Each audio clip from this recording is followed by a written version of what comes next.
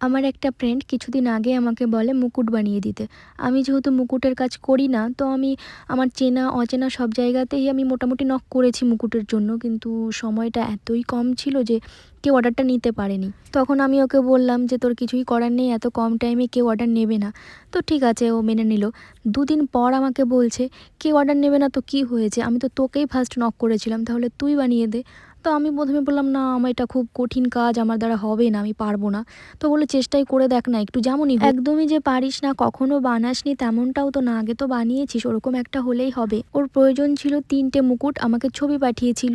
তো আমি ওকে বললাম, "যেমন তেমন করে দিলে তো আর হলো না, তুই যেমনটা চেয়েছিস আমি যদি তোকে করে দিই তো আমি সেরকমভাবেই করে দেবো।" ও বলল, "ঠিক আছে।" তো তখন বাজে রাত ১০টা।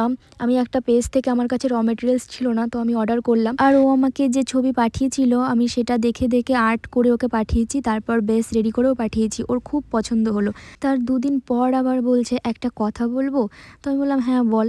আমি ভাবলাম হয়তো ও নিতে চাইছে না, তখন একটু খারাপ লাগলো যে আমি সব কিছু অর্ডার করে ফেলেছি, এখন এই জিনিসগুলো আমার কাছে পড়ে থাকবে। তো তারপরও আমাকে বলল যে, "আমি যে ডিজাইনটা পাঠিয়েছি তোকে ওটা বানাতে হবে না, তোর নিজের পছন্দ মতো তুই কিছু একটা আমাকে বানিয়ে দে, আর ৩ টে দরকার নেই, একটা হলেই হবে।" তখন আমার টেনশন আরও বেড়ে গেল। আমাকে যখন কেউ বলে যে তোর পছন্দ মতো করে দে, তখন আমার ভীষণ টেনশন হয়, এটা ভেবে সবার পছন্দ এক হয় না, আমার পছন্দের সঙ্গে বাকিদের পছন্দও মিলবে এটা তো হতে পারে না। তো আমি ভীষণ ঘাবড়েছিলাম। আমি বললাম, "না, না, তুই যেটা পাঠিয়েছিস আমি ওটাই করে দিই না?"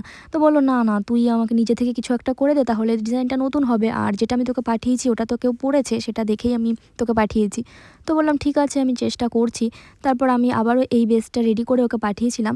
তো বলল, "হ্যাঁ, ভালো লাগছে, তুই করে দে।" তবুও কিন্তু আমার টেনশন কাটেনি। আজ সকালে পার্সেলটা আমি পেয়েছি। মানে আমার মুকুটের র মেটেরিয়ালস পাওয়া মাত্রই আমি বসে পড়েছি কাজ নিয়ে। আমি ভীষণ এক্সাইটেড যে ১ম বার আমি অরিজিনাল শোলার কাজ করব।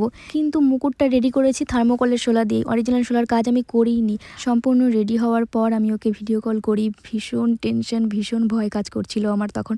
তো ওর যে ফার্স্ট স্মাইলটা দেখলাম, তো আমার মনে হলো যে আমার সারাদিনের এই খাটুনিটা সার্থক হয়েছে।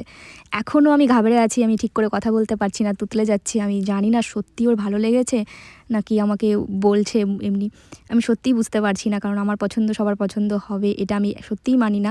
এখানে কাজ করতে এসেও আমি এটা খুব ভালোভাবে মানে বুঝতে পেরেছি যে সবার পছন্দ একরকম হয় না। আর এদিকে আমার মা মানে এটা শেষ করার পর থেকেই বলছে, "তোকে যদি একটু হাতের কাজ শেখাতে পারতাম কত ভালোই হতো, কি সুন্দর কাজ করিস।" আমি দেখেছি আমি যেটাই করি না কেন আমার মা তো ওটা মানে কি বলবো, আমার মা কাকি দুজনেই ভীষণ পছন্দ করে, আমাকে পুরো মাথায় তুলে রাখে।